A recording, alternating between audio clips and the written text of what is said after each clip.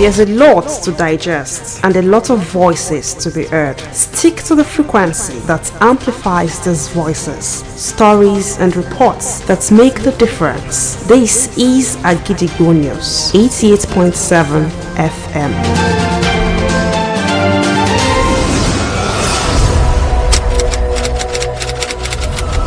This is Kunle Amzat Studio, Akojopo 88.7 FM. Welcome to News Around the World.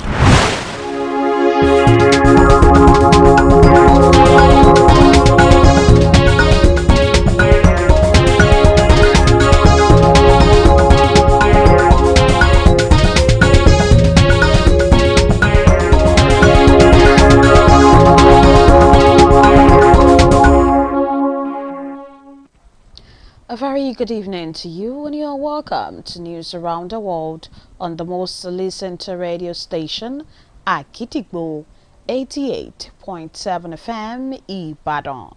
I am Wuraola Yusuf. The headlines. President Tinubu says NIN SIM linkage reduces fraud, boosts Nigeria's national security. Ibadan analyst urges banks to ditch NEPA bill requirement for bank accounts. A Trump administration says TikTok deal has finally been reached with China. NSC steps in to resolve AFN challenges at the World Athletics Championships. And now the details. President Bola Ahmed Tinubu has today said the linkage of the national identification number with SIM cards has drastically reduced the fraud and improved the national security. President Tinubu was represented by the Secretary to the Government of the Federation, Senator George Akume, spoke at the 2025 National Day of Identity, organized by the National Identity Management Commission in Abuja, that working with the NCC, NIMC has enforced the NIN SIM linkage, which has significantly reduced fraud and enhanced national security. The President noted that identity is now more than a record, describing it as the foundation of citizenship, the gateway to opportunity, and the anchor for national security. And also added that the national identification number, supported by public key infrastructure, has become central to Nigeria's digital transformation, making transactions more secure and building citizens' trust in government and private institutions. Commending the leadership of NIMC under Abisoye Odusote, President Tinubu said the commission log of 2.5 million records, deployed over 800 mobile enrollment devices nationwide, and integrated with the 125 partner agencies, including the Immigration Service, the Federal Inland Revenue Service, and the National Population Commission. The Oyo State Acting Governor, Barrister Bayo Lawal, has expressed satisfaction with the quality, specification, and pace of work on the Samuel Ladoke Akintola International Airport and the Senator Rashidi Ladoja Circular Road Project. The acting governor will make this known after an inspection tour of some ongoing legacy projects in the state, reiterated the state government's commitment to provide necessary infrastructure for the economic growth of the state. Akojopo FM News correspondent Oluwapemi Bamidele brings a report. The acting governor of Oyo State, Barrister Adebayo Lawal, embarked on an assessment tour of key legacy projects in Ibadan, the state capital. Barrister Bayo Lawal was accompanied by the Commissioner for Public Works and Transport, Honorable Abdulmajid Mugbanjubola, and the Commissioner for Information and Orientation. The inspection began at the Samuel Ladoke Akintola International Airport, where the team reviewed the progress of the work on the runway, apron, and the new international terminal. The airport runway, at least they have carried 3 different tests, and the standard meets with international standard. The delegation also visited the Senator Rashidi Ladoja Circular Road, assessing the section stretching from Badiko axis to the Lagos-Ibadan Expressway.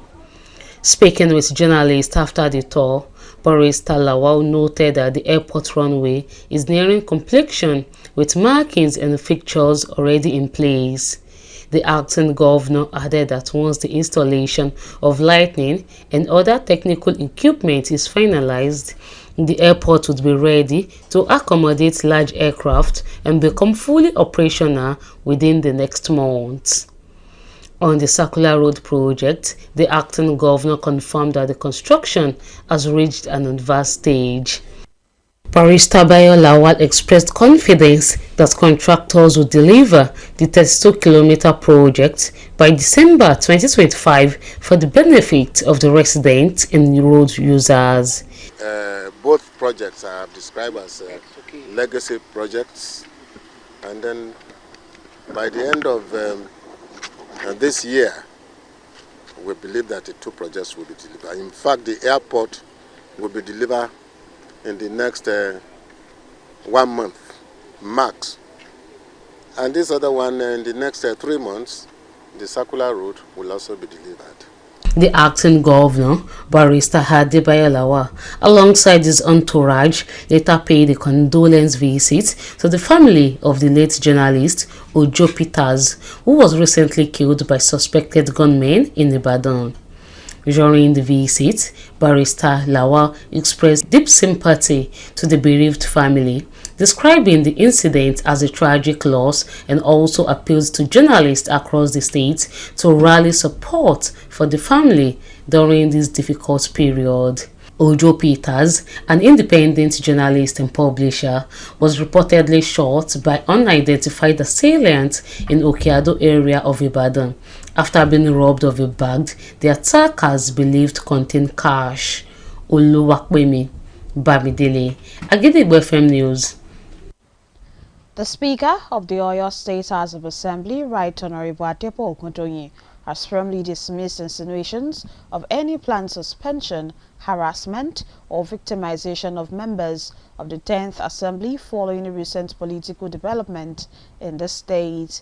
Speaking during the resumed plenary session today, Right Honorable Iroyin reassured lawmakers that the leadership of the Assembly remains committed to upholding democratic principles, equity, and fairness in the conduct of legislative business, while affirming that the Assembly does not intend to sanction anyone arbitrarily.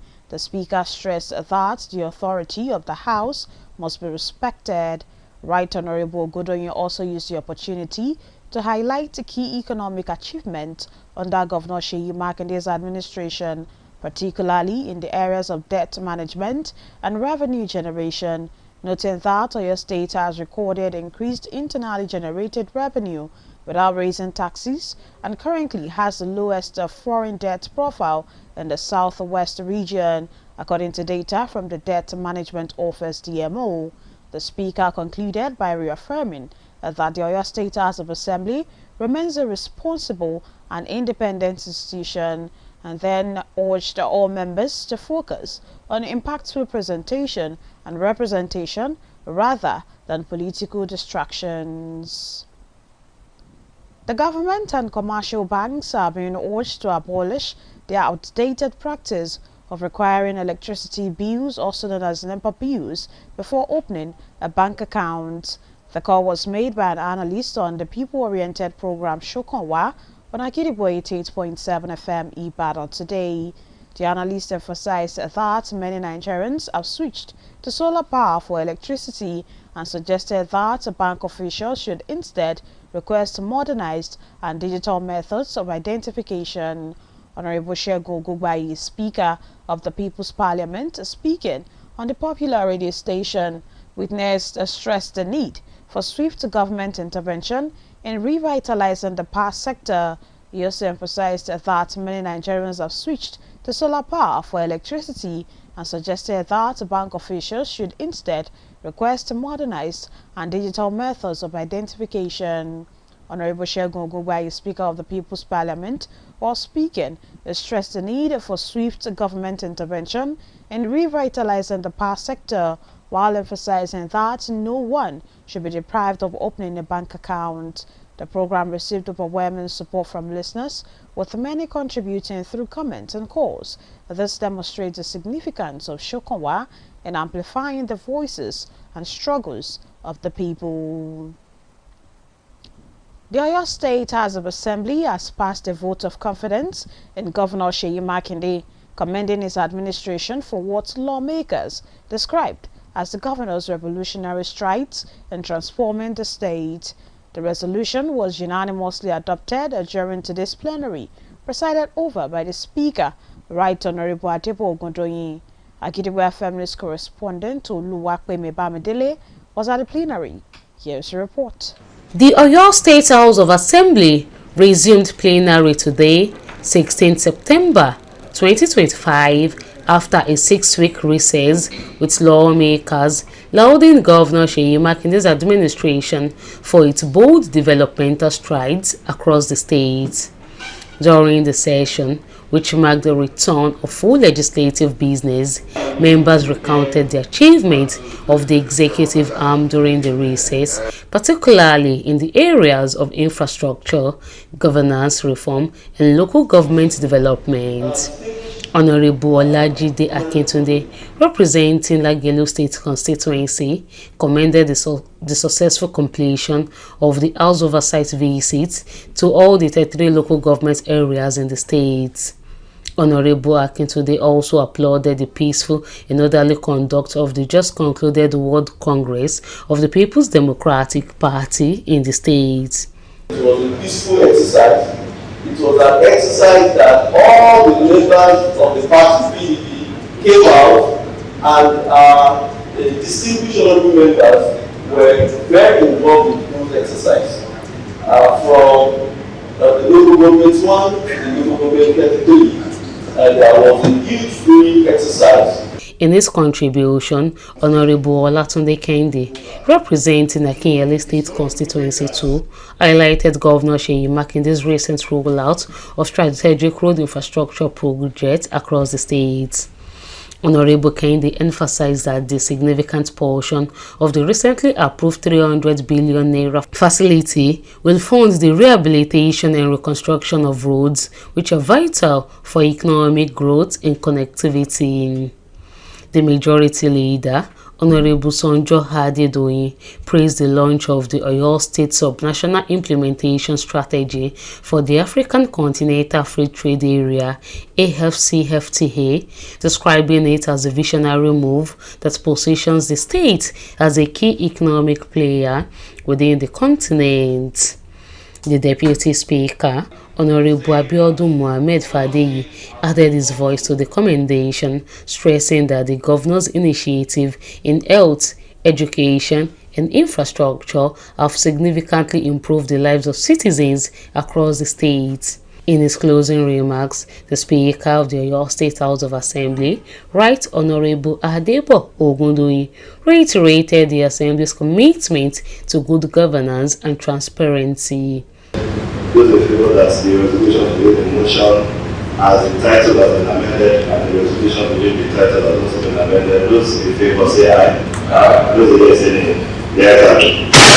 The Speaker assured that the 10th Assembly is focused on delivering its legislative responsibilities without bias or witch hunting, and encourage all lawmakers to remain diligent, constructive, and responsive to the needs of their constituents. Oluwapemi Bamidele, Agidigbo FM News. And now it's time to link up with our United Kingdom studio for the foreign news. News from Queen Hamzat Studio at Agidigbo FM, United Kingdom. I am Olushola Damilola. A deal has been reached between the Trump administration and China to keep TikTok operational in the United States.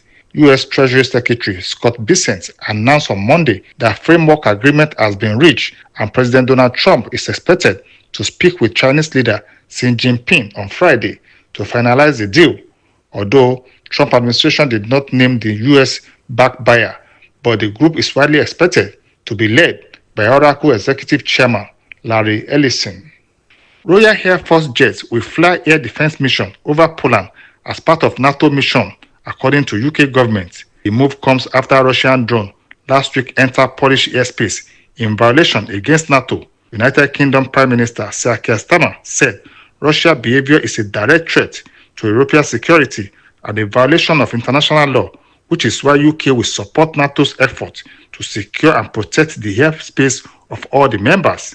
However, UK Defense Secretary John Hurley stated that the message to Putin is clear, as NATO will respond with unity to any form of attack from Russia, although the Foreign Office has summoned the Russian ambassador in London, Andrei Kelly, over what it called unacceptable violation. And that ends the news. From Huliamza Studio, Agidigbo FM, United Kingdom, I am Olushola Damnola. The National Sports Commission has successfully intervened in the recent challenges in Team Nigeria's camp at the ongoing 2025 World Athletics Championship in Tokyo, Japan. The leadership of the NSC, led by Chairman Malam Sheudiko and Director General Honorable Bukola Olopade, has ensured a swift payment of all athletes' bonuses and allowances in Tokyo. Director General Honorable Bukola Olopade held a crucial meeting with the athletes and officials of the Athletics Federation of Nigeria, AFN, in Tokyo, where he reaffirmed the federal government's commitment to the welfare and well-being of the country's athletes at all times, which also provided the DG with the opportunity to resolve outstanding issues between the athletes and the AFN, fostering optimism for a stronger and more collaborative relationship going forward. Olokbade stated that the mandate given to the NSC by President Bola Ahmed Tinubu GCFR is to prioritize the welfare of every Nigerian representing the nation, and that is why the Commission is present in Tokyo, and therefore urging the athletes to remain patriotic at all times, both in their performance and conduct on and off the track, as they represent how the rest of the world perceives Nigeria. Before we end the news around the world this evening, here are the headlines again. President Tinubu says NI and SIM linkage reduces fraud, boosts Nigeria's national security. Ibadan analyst urges banks to ditch NEPA bill requirement for bank accounts. Trump administration says TikTok deal has finally been reached with China. NSA steps in to resolve AFN challenges at World Athletics Championships. And just before we finally leave this evening, it takes sweat, determination, and hard work. And with that, we've come to the end of the news around the world on the most listened to radio station, Agidigbo 88.7 FM, Ibadan. I am Wuraola Yusuf. Thank you for listening. Good evening. News is information, and information is power. At Agidigbo 88.7 FM, we bring the news from top to bottom. The Oyo State government has said the over 1.5 million out of school children. We give you reports from Oyo State. The Oyo State House of Assembly has called for thorough investigation. The Southwest in Nigeria and the rest of the world. Has clarified that the body did not receive any cash support from international development.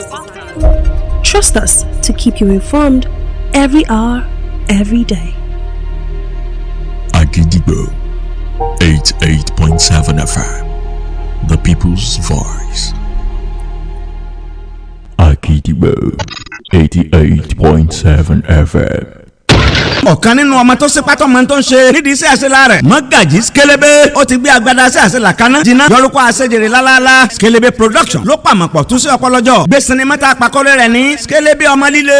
wọ́n lé wọ́n bá tẹ̀lé wọn líle. Mọ́gàjí Skelebe yín náà ni alásọjásán bòròbòrò ètè lábẹ́ láhán yọrùkú èdè lálá lẹ́nu bí èéfín Skelebe ọlọ́rọ̀ dùnú ní kele ọ̀fun Mọ́gàjí Skelebe òsùn iṣẹ́ àṣelá rẹ̀ lọ́tẹ́pẹ́lẹ́ mọ́ ǹjẹ́ gbogbo olólùfẹ́ Mọ́gàjí Skelebe ní Nàìjíríà àti lókè òkun sinimá Skelebe ọmọ líle lákòójáde bí ọmọ tuntun lọ́jọ́ Wednesday ọjọ́rú ọjọ́ kẹtàdínlógún oṣù kẹsàn-án ọdún 2025 17th September 2025 gbogbo èèyàn tá a fi wépè fẹ́nu pé là ń retí o ẹ jẹ́ ká fìfẹ́ fowó bá Skelebe ṣe Alhaji Dr. Oriyomi Hamzat lólùgbàlejò àgbà lọ́jọ́ náà. Báṣọ̀run Gbóyèga Lawal lálejò pàtàkì. àtàwọn àwọn ọ̀pọ̀ ìkan èèyàn tá a lè dákọ́ tán mingle event center lójú ọ̀nà mánàtán yàrá church ńbàdàn láti ṣe o aago 10 àárọ̀ lè tó ti bẹ̀rẹ̀ fún ìbéèrè tàbí fẹ́ so nígbàwọ́ pé bravo lee 08056465461 tàbí magaji skelebe 08081348016 magaji skelebe ọmọ líle ló ń pè wá ẹja bá ṣe.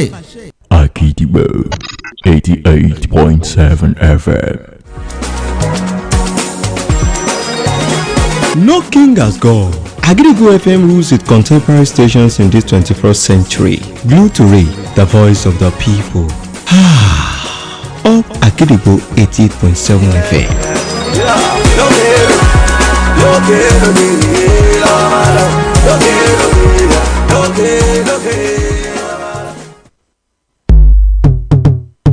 lówe là lùlù àgídìgbò ọlọ́gbọ́n ló lè yẹ àwọn òmùgọ̀ lè dámọ̀ jàlámọ̀ iná tó jólókò níjọ́sí máa jàlá ló wálé wá rò we're deep in the truth and culture to the core. Àgídìgbò 88.7 FM, the people's voice. Bàbá.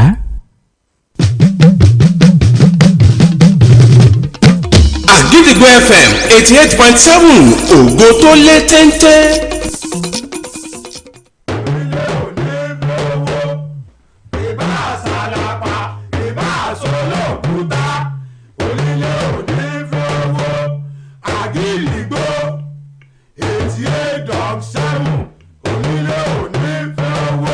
jẹ́jẹ́ là á gbọ́ sun òrìṣà oko ìyá kò gìrìgbà èèyàn tí ó gbà Ṣàngó tìgbó tìjù ni ó mọ̀ ìròyìn tó gbà lè pòkó tí ò lẹ́jà ń bá kàn nínú iléeṣẹ́ rédíò Àgídìgbò la ó ti gbọ́ kárí àgbáyé ni wọ́n ń gbọ́ wá tilé toko là á gbèjò.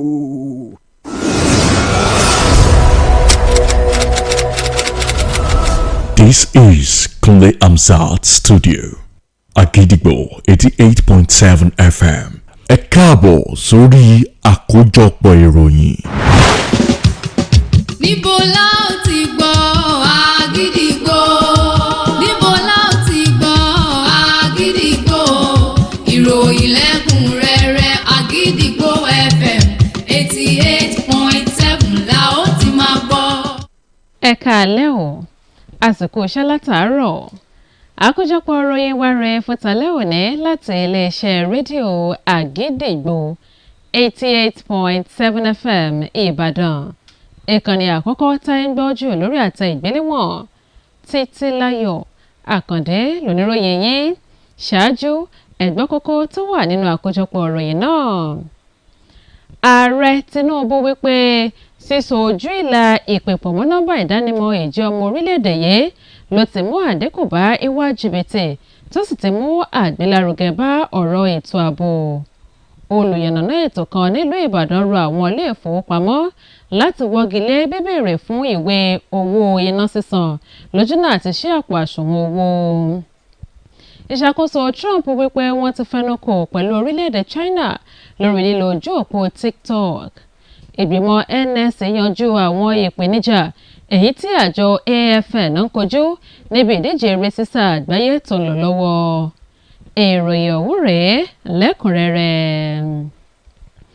Ààrẹ orílẹ̀-èdè wa Nàìjíríà Bọ́lá Ahmed Tinubu lónìí ló ti wí pé sísọ nọ́mbà ìdánimọ̀ ìjẹ́ ọmọ orílẹ̀-èdè yìí NIN pọ̀ mọ́ síìmù ni wọ́n ti mú àdínkù bá ìwà jìbìtì lílò bẹ́ẹ̀ ló ti mú àyípadà bá ọ̀rọ̀ ètò ààbò ilẹ̀ yìí. Ààrẹ Tinubu ẹni tí akọ̀wé sí ìjọba àpapọ̀ ilẹ̀ yìí sẹ́nitọ̀ George Akume ṣojú fún ló sọ̀rọ̀ ọ̀wọ́ níbi àyájọ́ ọjọ́ ìdánimọ̀ nílẹ̀ yìí tọdún 2025 èyí tí àjọ tó ṣètò ìdánimọ̀ náà NIMC gbé kalẹ̀ nílùú Àbújá. Ó wí pé ṣíṣe iṣẹ́ pọ̀ pẹ̀lú àjọ NCC àti NIMC ló ti fòfin sísọ nọ́mbà ìdánimọ̀ NIN pọ̀ mọ́ ojúlà ìpèmúlẹ̀ dáadáa. Ààrẹ tọ́ka sí wípé ìdánimọ̀ ti kọjá àkọsílẹ̀ nìkan tó sì ṣe àpèjúwe rẹ̀ gẹ́gẹ́ bí ọ̀pákùtẹ̀lẹ̀ fún ìjẹ́ ọmọ orílẹ̀-èdè yìí tòótọ́, ilẹ̀kùn sí ọ̀kan òjọ̀kan àǹfààní àti ohun tó gbé ètò ààbò orílẹ̀-èdè ró. Kò ṣàìṣe àfikún ọ̀rọ̀ rẹ̀ wípé èyí ló ti jẹ́ kí àwọn ọmọ orílẹ̀-èdè yìí kí wọ́n túbọ̀ ní ìgbàgbọ́ tó jinlẹ̀ nínú ìjọba àtàwọn iléeṣẹ́ aládàáni. nígbà tó ń gbóríyìn fún ìṣèdarí àjọ NIMC lábẹ́ àkóso Àbísóyè Kókà Odòṣọ̀tẹ̀ ààrẹ Tinubu wípé àjọ náà ló ti ṣe ìforúkọsílẹ̀ fún mílíọ̀nù mẹ́rìndínláàádóje àwọn ọmọ orílẹ̀-èdè Nàìjíríà bẹ́ẹ̀ ni wọ́n ti yanjú àkọsílẹ̀ bíi mílíọ̀nù 2.5 níye tó ń bẹ́ńlẹ̀ tẹ́lẹ̀ tó ń ti àjọṣepọ̀ pẹ̀lú àwọn àjọ bíi 95 tó fi mọ́ àjọ tó ń pawó wọlé lábẹ́nú àjọ tó ń rí sí ìwọléwọ̀de ilẹ̀ yìí tó ń ti àjọ tó wà ní ìgbọnú òǹkà àwọn ọmọ orílẹ̀-èdè yìí. Adelé gómìnà ìpínlẹ̀ Ọ̀yọ́ amòfin Báyọ̀ Lawal ló ti wí pé bí iṣẹ́ ṣe ń lọ àti bí ọwọ́ iṣẹ́ ṣe ń yá sí níbi àwọn iṣẹ́ àkànṣe àkọ́kọ́ ti pápákọ̀ òfurufú Samuel Ládòkè Akíntọ́lá àti iṣẹ́ àkànṣe ojú ọ̀nà olóbìrípo sẹ́nitọ̀ Rashidi Ládọjà ló fọkàn balẹ̀. Adelé gómìnà ìpínlẹ̀ Ọ̀yọ́ tó sọ̀rọ̀ yìí di mímọ̀ lẹ́yìn àbẹ̀wò lẹ́nu iṣẹ́ tó ṣe sí àwọn ibi iṣẹ́ àkànṣe tó ń lọ lọ́wọ́ ọ̀wọ́n nípínlẹ̀ yìí ó ṣe àtẹnumọ́ ọ̀rọ̀ wípé ìjọba ìpínlẹ̀ Ọ̀yọ́ ló fẹ̀mí sí pípèsè àwọn ohun amáyédẹrùn tó ṣe pàtàkì fún ìlọsíwájú àti ìdàgbàsókè ètò ọrọ̀ ajé nípínlẹ̀ yìí. Aṣojú kan ròyìn iléeṣẹ́ rédíò wa Gidigbo FM Olúwapẹ̀mí Bámidélé jábọ̀ ròyìn náà ẹ̀kúnrẹ́rẹ́ ààbọ̀ ròyìn ọ̀hún rèé látẹnu Ọláìtàn Alátiṣe. Adelé gómìnà ìpínlẹ̀ Ọ̀yọ́ amòfin Báyọ̀ Lawal ṣe àyẹ̀wò yíká lọ sáwọn àyè tí iṣẹ́ àkànṣe ti ń lọ lọ́wọ́ nílùú Ìbàdàn tí ń ṣolúlo ìpínlẹ̀ Ọ̀yọ́ lẹ́yìn tí kọmíṣánná fún ọ̀rọ̀ iṣẹ́ àti ìgbòkègbodò ọkọ̀ ní ìpínlẹ̀ Ọ̀yọ́ Abdulmojid Mogbọ́júbọ́lá àti kọmíṣánná fún ètò ìrìn àti ìlanilọ́yẹ̀ kọ́wọ́rìn pẹ̀lú rẹ̀. Ètò àyẹ̀wò yìí ló bẹ̀rẹ̀ ní pápákọ̀ òfurufú Samuel Ládòkè Akíntọ́lá níbi tí ikọ̀ náà ti ṣe àtúngbéyẹ̀wò ìlọsíwájú iṣẹ́ lórí ààyè táwọn ọkọ̀ òfurufú ti ń gbéra, ààyè tó máa ń gbé àwọn ọkọ̀ òfurufú sí àti ààyè táwọn arìnrìn-àjò máa ń wà tuntun èyí tí wọ́n ń kọ́ lọ́wọ́. Àwọn aṣojú yìí tún ṣe àbẹ̀wò sí ojú ọ̀nà olóbìrípo sẹ́nitọ̀ Rashidi Ládọjà tán sì ṣe àyẹ̀wò ọ̀nà tó wà láti Bádékò lọ sí ojú ọ̀nà márosẹ̀ Èkó sí Ìbàdàn. Nígbà tán báwọn oníròyìn sọ̀rọ̀ lẹ́yìn àyẹ̀wò ọ̀hún, amòfin Báyọ̀ Lawal jẹ́ kó di mímọ̀ pé ààyè táwọn ọkọ̀ òfurufú ti máa ń gbéra rìnrìn àjò ní pápákọ̀ òfurufú náà ló ti súnmọ́ píparí pẹ̀lú àwọn ìlà tó yẹ kán fà sí tó ti wà níbẹ̀. Adelé gómìnà yìí túnbọ̀ jẹ́ kó di mímọ̀ pé ní kété tán bá ti parí iṣẹ́ lórí iná àtàwọn nǹkan míì tí wọ́n ń ṣe lọ́wọ́ ń bẹ̀ ni ó láǹfààní láti gba àwọn ọkọ̀ òfurufú tó tóbi sí tí ó sì bẹ̀rẹ̀ iṣẹ́ láàrin oṣù tó ń bọ̀. Ẹ̀wẹ̀ lórí iṣẹ́ àkànṣe ojú ọ̀nà olóbìrípo Adelé gómìnà fi ìdí ẹ̀ múlẹ̀ pé iṣẹ́ àkànṣe náà ti dé ìpele tó lápẹẹrẹ èyí tó fi ìgbàgbọ́ hàn pé àwọn agbaṣẹ́ṣe náà parí iṣẹ́ àkànṣe ojú ọ̀nà ní kìlómítà 22 nígbà tí ó bá fi dínú oṣù kejìlá ọdún yìí fún àǹfààní àwọn aráàlú àtàwọn tó ń lójú ọ̀nà náà. inspection wa yìí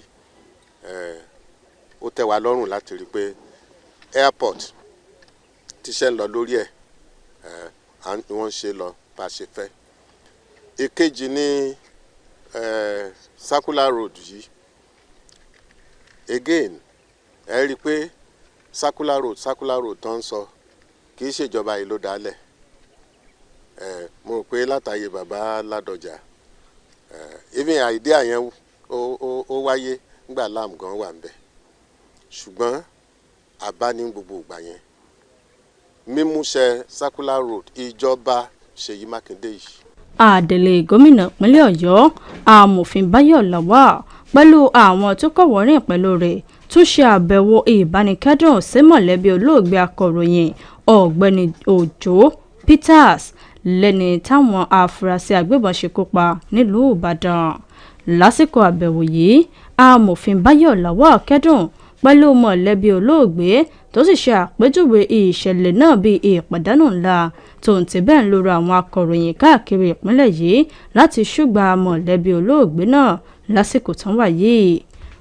Ọ̀gbẹ́ni Òjó Peters tó jẹ́ akọ̀ròyìn olómìnira ní àwọn afurasí agbébọn yìnbọn pa lágbègbè Òkè Àdó nílùú Ìbàdàn lẹ́yìn tí wọ́n gba àpò tó gbé dání èyí tí wọ́n lérò ń pé owó ló wà nínú rẹ̀ lọ́wọ́ rẹ̀. Ọláìtàn Alátiṣe ló jábọ̀ ròyìn fún iléeṣẹ́ Gidigbo FM.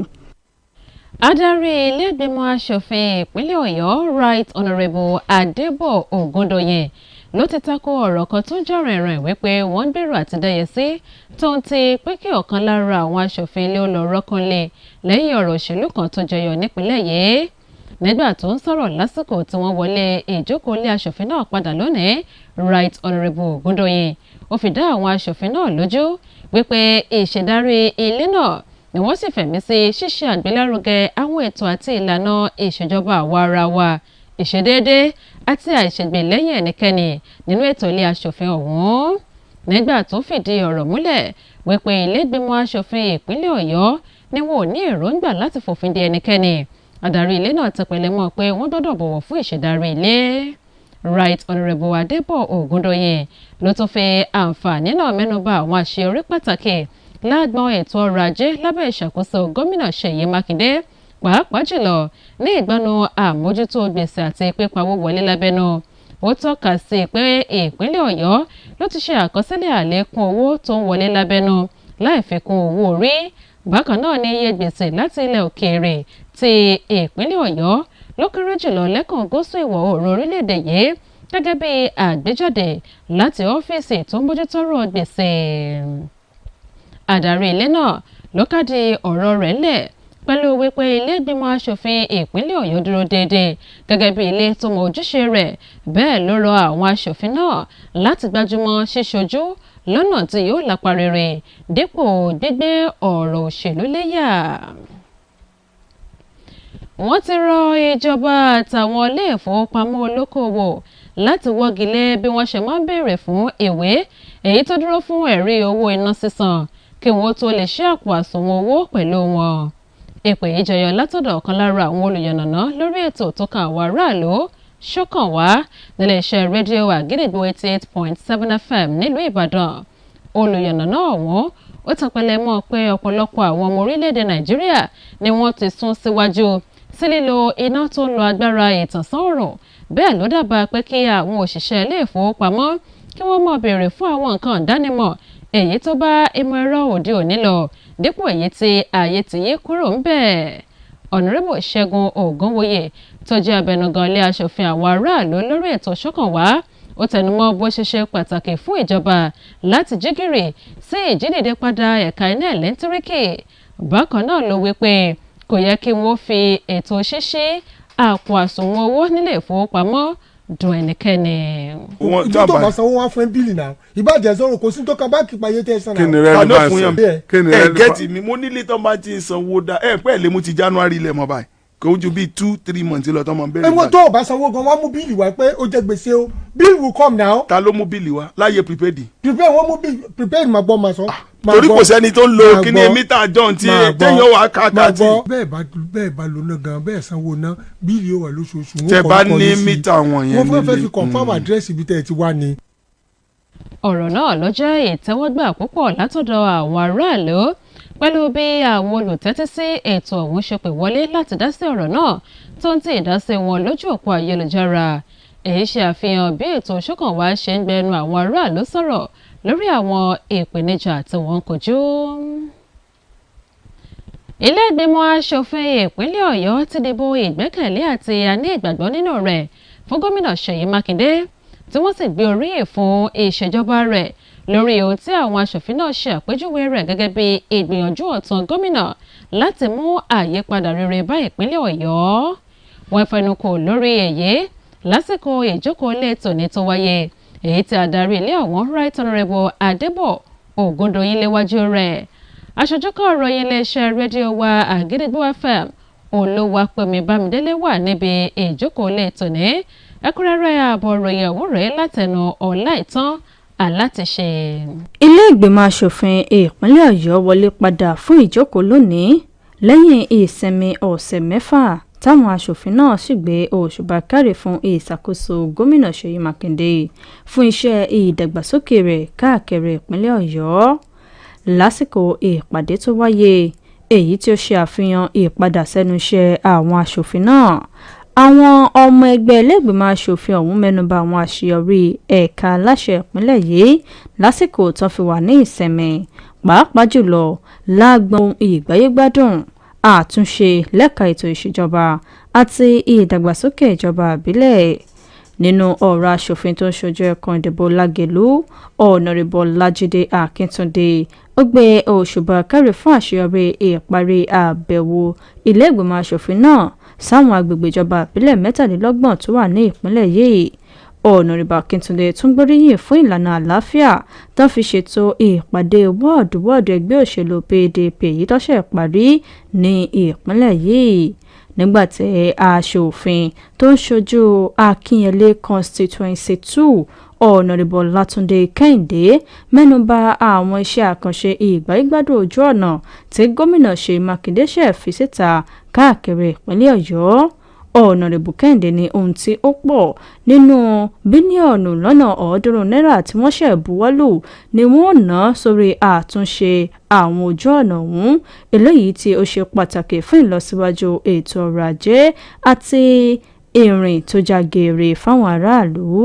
Ẹ̀wẹ̀, nínú ọ̀rọ̀ aṣáájú ọmọlẹ́gbìmọ̀ aṣòfin ìpínlẹ̀ Ọ̀yọ́ tó pọ̀ jùlọ Ọ̀nàrẹ́bù Sànjọ́ Adédọ̀yìn òun náà gbé òṣùbà káre fún ìfilọ́lẹ̀ ibùdó okòwò ọ̀fẹ́ lẹ́kùnlẹ̀ adúláwọ̀ èyí tí wọ́n gbé kalẹ̀ ní ìpínlẹ̀ Ọ̀yọ́, èyí tí ó ṣe àǹfààní fún ètò ọrọ̀ ajé láàrin ẹkùn náà. Nínú ọ̀rọ̀ ìgbákejì adarí ilé ìgbìmọ̀ aṣòfin ìpínlẹ̀ Ọ̀yọ́ Ọ̀nàrẹ́bù Mohammed Abiodun Fádèyí òun náà gbé òṣùbà káre léyìí tí ó tẹnu mọ́ àwọn ètò gómìnà lórí ètò ìlera, ètò ẹ̀kọ́, ohun ìgbáyégbádùn èyí tó jẹ́ kó di mímọ̀ wípé ó ti mú ìgbèrúsókè bá ìgbé ayé àwọn olùgbé ìpínlẹ̀ Ọ̀yọ́ káàkiri. Nínú ọ̀rọ̀ ìparí adarí ilé ìgbìmọ̀ aṣòfin ìpínlẹ̀ Ọ̀yọ́ Right Honourable Adébọ̀ Ògúndòyìn ó túbọ̀ jẹ́jẹ́ ìfarajìn ilé ìgbìmọ̀ aṣòfin ìpínlẹ̀ Ọ̀yọ́ fún ètò ìṣèjọba tó dáa pẹ̀lú nínà tán. Adarí ilé ìgbìmọ̀ aṣòfin ìpínlẹ̀ Ọ̀yọ́ fi dáwọn èèyàn lójú wípé ìjókòó ilé ìgbìmọ̀ aṣòfin ẹlẹ́ẹ̀kẹwàá yìí ń ní fojúsùn ọ̀nà láti rí i dájú wípé ilé ìgbìmọ̀ aṣòfin náà ṣe ojúṣe wọn láì ní ṣe màgòmágó nínú tàbí wíwá ìṣubú èèyàn, léyìí tí wọ́n rọ gbogbo àwọn aṣòfin láti jẹ́ ọmọlúàbí kí wọ́n sì ṣe ojúṣe wọn fáwọn ẹkùn eléyìí tí wọ́n ń ṣojú. Ọláìtàn Alátiṣe ló ń jábọ̀ ìròyìn fún iléeṣẹ́ Àgídìgbò FM. Ní báyìí ẹ jẹ́ ká darapọ̀ mọ́ oníròyìn wa nílùú London lórílẹ̀‐èdè United Kingdom fún ìròyìn ilẹ̀ òkèèrè. Ìròyìn rèé láti Àgídìgbò studio ẹ̀ka ti United Kingdom. Ọdúnayọ̀ Ògúnládé ni oníròyìn yín. Ìṣèjọba Trump ti sọ di mímọ̀ lọ́jọ́ Ajé wípé orílẹ̀-èdè Amẹ́ríkà ti fẹnukò pẹ̀lú orílẹ̀-èdè China lórí ọ̀rọ̀ ìkànnì ìbánidọ́rẹ̀ẹ́ TikTok. Akọ̀wé ètò ìṣúná lórílẹ̀-èdè Amẹ́ríkà Scott Bessent ṣípayá rẹ̀ wípé gbogbo ètò pátá ló ti tò tí àsọyépọ̀ sì ti wà lórí ọ̀rọ̀ tó jẹ mọ́ ti iléeṣẹ́ náà láti máa báṣẹ́ lọ lórílẹ̀-èdè Amẹ́ríkà, pẹ̀lú àfikún wípé ààrẹ ilẹ̀ Amẹ́ríkà Donald Trump yóò ṣèpàdé pọ̀ pẹ̀lú adarí orílẹ̀-èdè China Xi Jinping lọ́jọ́ Ẹtì láti buwọ́lu ìwé àdéhùn náà. Bó tilẹ̀ jẹ́ pé ìṣèjọba Trump kò tíì sọ ní pàtó ilé-iṣẹ́ tí ó ra ìkànnì TikTok nílẹ̀ Amẹ́ríkà, àmọ́ ìrètí wà pé ó ṣeé ṣe kó jẹ́ wípé aláṣẹ àtòdarí ilé-iṣẹ́ Oracle Larry Ellison ní ó padà ra ilé-iṣẹ́ náà gẹ́gẹ́ bí wọ́n ti sọ. Ìjọba orílẹ̀-èdè Britain ti ní àwọn yóò rán ọkọ̀ òfurufú adìgbòlùjà lọ ságbègbè Poland gẹ́gẹ́ bí ọ̀kan lára àwọn orílẹ̀-èdè tó wà lábẹ́ àbúradà NATO láti máa pàráàrò yíká agbègbè náà fún ààbò tó péye. Wọ́n gbé ìgbésẹ̀ yìí lẹ́yìn tí àdó olóró atamátàsé tí ilẹ̀ Russia jù sí ilẹ̀ Ukraine kọjá lójú òfurufú tó jẹ́ ti Poland, léyìí tó sì lòdì sófin. Olóòtú ilẹ̀ Gẹ̀ẹ́sì Keir Starmer ní Russia ti dojú ogun kọ ilẹ̀ Europe lápapọ̀, nítorí náà orílẹ̀-èdè United Kingdom yóò ṣàtìlẹ́yìn fáwọn orílẹ̀-èdè tó jẹ́ ti àjọ NATO. Ẹ̀wẹ̀, akọ̀wé iléeṣẹ́ ológun tó ní ṣètò abẹ́lé nílẹ̀ Gẹ̀ẹ́sì John Halley ní àròkò tí àwọn pa sí Putin kò rújú rárá, nítorí pé òun ló pe àjọ NATO níjà, wọ́n sì dá lóhùn pẹ̀lú ìṣọ̀kan. Iléeṣẹ́ tó ń rí sí ọ̀rọ̀ ilẹ̀ òkèèrè ti wá ránṣẹ́ pé aṣojú Russia nílùú London láti wá wí tẹnu rẹ̀ lórí ìwà àfojúdi torílẹ̀-èdè rẹ̀ hù sájọ NATO. Kò ní jù báyìí lọ láti iléeṣẹ́ Àgídìgbò ẹ̀ka ti United Kingdom. Ọdúnayọ̀ Ògúnládé ni oníròyìn. ẹ káàbọ̀ padà lẹ́ka eré ìdárayá. Àjọ tó ṣe àkóso eré ìdárayá lápapọ̀ lórílẹ̀‐èdè yìí NSC ni wọ́n ti dá sí ọ̀rọ̀ tó ní ṣe pẹ̀lú ìpèníjà àti ipò àwọn ọmọ orílẹ̀‐èdè Nàìjíríà ń kojú níbi ìdíje eré sísá lágbàáyé tọdún 2025 tó ń lọ lọ́wọ́ ní Tokyo lórílẹ̀‐èdè Japan. Ìṣèdarí àjọ NSC tí alága àwọn Malam Shehu Dikko àti adarí àgbà Honorable Bukola Ọlọ́pàdéléwájú fún ni wọ́n ti rí i dájú pé wọ́n tètè san àwọn owó àti àjẹmọ́nú àwọn eléré ìdárayá eré sísá náà ní Tokyo.